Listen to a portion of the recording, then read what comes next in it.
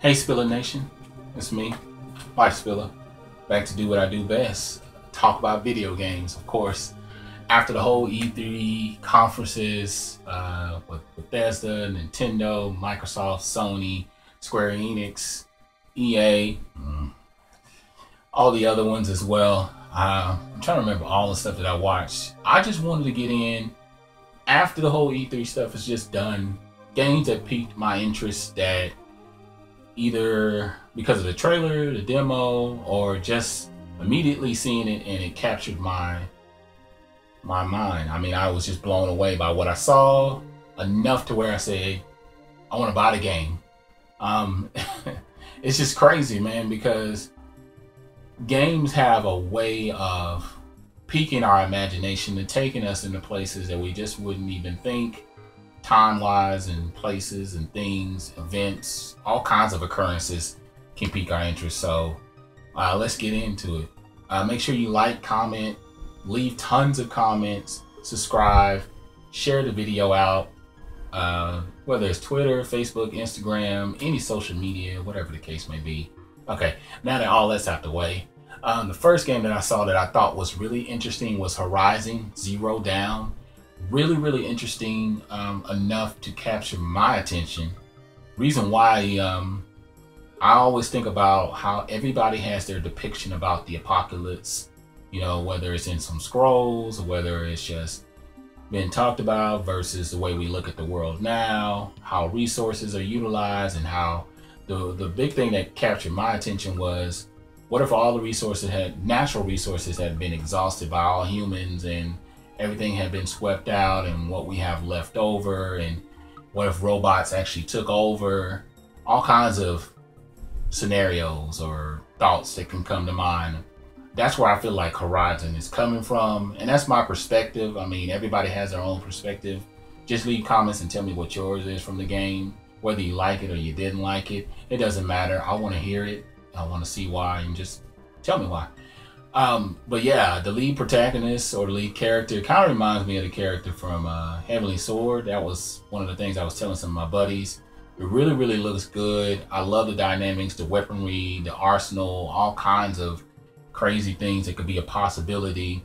From the Guerrilla team, Guerrilla Games, who has made Killzone, and they just decided they completely wanted to go in a different direction, which I am cool with. I like change. I like different directions because you never know what can happen. You're gambling. You want to take a gamble? Great. Can't wait to see what comes out of this. Next game is Doom. I'm a big fan of Doom. Followed the franchise, followed the series all along the way from the beginning up to now. I love the visual effects. I love the deaths, the kills, and stuff like that, and how it's just an all-out, brutal, bloody, gory game. I mean, and that's what video games are allowed to do. But video games has this unlimited amount of categories that it can fall into, and this is just one of them for Doom, but it looks freaking badass. I am not gonna lie. I cannot wait for that game to come out, so definitely on my list. Next game I've been waiting for since 2009. They finally re-announced it. People thought it was dead. It had been exhausted. It was over with. There was no Last Guardian. I'm a big fan of the Ico series. I love Ico games. Ico, Shadow Colossus, and I fell in love instantly. I thought it was Christmas Day when they finally announced it. My boy Troy said, man, gamers are gonna literally shit on themselves if they announce The Last Guardian. And that was the first game that they announced. They dropped the feather down, and I was blown away by that. I wasn't blown away by the gameplay. I was more blown away by the announcement. I was it felt liberating to finally hear them announce it. So I can't wait to see what happens. It releases in 2016, so gotta wait a little bit longer. The next game that I saw, surprising for me, is Assassin's Creed Syndicate, because I kind of just dropped off from even being a part of the series any longer because of what it reminds me of, Call of Duty every year release thing. And I feel like when you exhaust a franchise that much, you're liable to get a lot of clunkers along the way, and I feel like that's happened. There's been some hits and some definite misses, and last year was a telltale sign of that, and I hope they learn a big fucking lesson from that shit, because they fucked up in a big way. Sorry for the F-bombs, but it just have to be said that way if they fucked up. And there ain't no way to clean it up. When you're giving away free games because you messed up so bad, or when you gotta use a 40 gig patch, 40 gigabytes to fix, that means there is literally your game is screwed up. And only why people were following it or buying it, because there's such a mass following for the series. Only why I'm picking this game as one of the games is because the two characters in it, the time period, the kills and stuff like that, and what they're capable of doing, the new elements, they're not all about the capes and stuff like that. From what I remember anyway, it looks like they had normal dress attire on, but you know they're assassins. So I can't wait to see what direction it's going. I have no problem with a female protagonist or a male protagonist. I am not biased either way. None of that bullshit. But it looks phenomenal. And I can't wait to see more things as it leads up. You know, Assassin's Creed games usually release in November, so can't wait to see what happens with that. And then, let's see. Oh, another game, Final Fantasy VII. Never got a chance to play the original. The game is too freaking expensive. As you know, I'm a retro collector. If you follow my channel regularly, you know that I think the game is $40-50. Plus the polygons did not live up, and it is painful to the eyes. The nostalgia can outweigh in that situation to where you're so blind that you don't care and you just love the game more. But I never got a chance to play it. So the remake looks awesome just from what we saw, because I haven't saw the actual gameplay. It was a CGI. I get that. I already hear all the people saying stuff like that.